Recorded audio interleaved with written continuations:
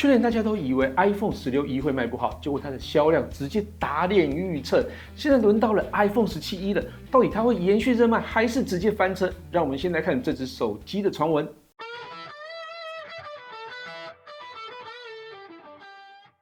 嗨，大家好，我是 Kissplay。雖然近期 Android 陣營的 Ultra 旗艦熱鬧滾滾，大家似乎都忘了 iPhone 的存在哦。但是有一款 Apple 的超級入門機，正在醞釀上市。沒錯，它就是 iPhone 17E。根據目前供應鏈跟市場的傳聞，它很可能在2026的春季登場，大概就是這2個月就會問世了哦。那與去年 iPhone 16E 上市的時間不會差太遠。那這個檔期，你可以把它當成是蘋果的春季補位，把想買 iPhone 但不想花很多錢的人全部都收進來。因為傳聞價格會是在$599起哦，那台灣的售價應該也會落在21900左右，跟 iPhone 16E 的起跳價是差不多的哦。說真的，去年 iPhone 16E 剛發表的時候，我還真的非常的不看好，沒想到需要 iPhone 但不想花太多錢的朋友，比我想象中的還要多哦。上市後，在日本直接拿下單月的冠軍，在台灣也擠進了單月前10名啊，真的是直接把我打了一巴掌哦，真的很厲害。那接下來登場的 iPhone 17E 會不會跟 iPhone 16E 一樣熱賣呢？我們先來看看八卦怎麼說。先來看一下效能規格，傳聞 iPhone 17E 會搭載 A19 晶片，這跟 iPhone 17的標準版是一樣的哦，採用台積3奈米 N3P 製程。外界提到它可能是核心數調整版。所以這個就跟標準版 iPhone 17的滿血版有一些差異哦。例如說，圖形處理核心可能會少一個，即便不是滿血版哦，它依然是旗艦級的底子哦。那電池部分，傳聞搭載接近4000毫安時容量的小電池，跟16E 電池容量其實差不了太多。但其實採用 Apple C1 數據晶片的 iPhone 16E 續航力意外的好哦。那接下來 iPhone 17應該會搭載新一代的 C1X 數據晶片，理論上傳輸速度可以比前一代多2倍啊，同時功耗降低大概30%，續航呢，應該會比 16E 更進一步。在 iPhone 16E 時，不少人都抱怨螢幕居然還是傳統的劉海設計。不過在這次17E 上，很多朋友喜愛又好用的動態島應該會正式加入了。那這除了代表劉海正式從 iPhone 系列新機中退休以外，也讓 iPhone 17E 不再像上個世代的 iPhone。螢幕方面，傳聞是6.1寸 OLED 顯示器，而且主要由京東方 BOE 供應。這一點我有點存疑啦，畢竟在2025年時 BOE 曾經遭遇良率跟產量的問題。Apple 會不會繼續採用作為主要供應商呢？這點我先打個問號哦。那螢幕的設計上，邊框會更窄，視覺佔比會更高，機身材質預計是鋁合金邊框搭配玻璃背蓋，顏色除了之前的黑色跟白色以外，這次有可能會有加入藍色、綠色、粉色，這個偏年輕一點的選項哦。好，最受爭議的傳聞來了，螢幕更新率依然與 iPhone 16E 相同，維持60赫茲。而我不是說60赫茲不能用啊，我想直接把120赫茲跟60赫茲的手機擺在一起，應該只有少數人可以分辨得出來哪一支是120赫茲哦。但在 Android 陣營，120赫茲基本上就是標準配備，連售價不到6000塊的三星 A07 也有120赫茲的更新率如果17E 還維持60赫茲，這個真的有一點傻眼哦。我希望這個傳言不是真的。來，相機部分，iPhone 17E 的相機，對，跟16E 的策略一樣，有就好了。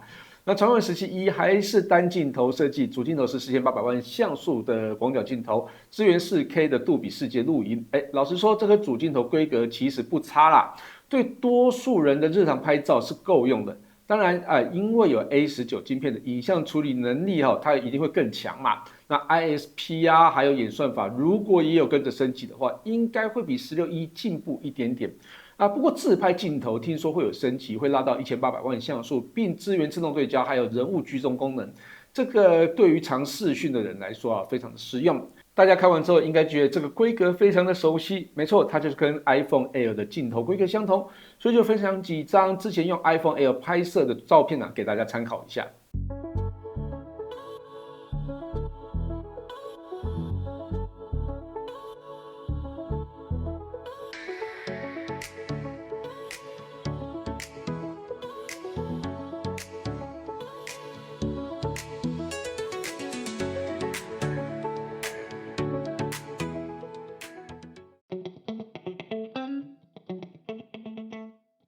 還記得 iPhone 16E 最被抱怨的一點是什麼嗎？就是它居然沒有 MagSafe。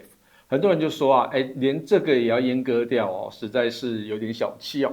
那因為 MagSafe 的意義不只有磁吸充電，而是整個配件生態系的入口啊，像是磁吸卡套啊、磁吸支架啊、磁吸行動電源啊、車用的磁吸支架，甚至桌面的支架等等哦。你只要用過一次就覺得，這個很方便，很好用。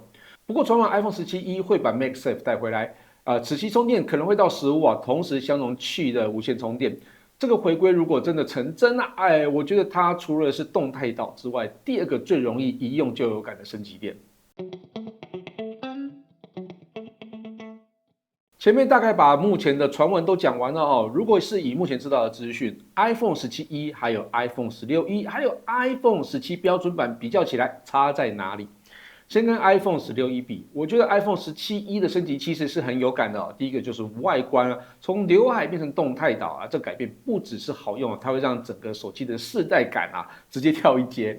那第二個就是剛剛講到的 MagSafe 回歸，這點我覺得對很多人非常的重要，因為它不只是充電，而是磁吸配件的生態系整個都會加入哦。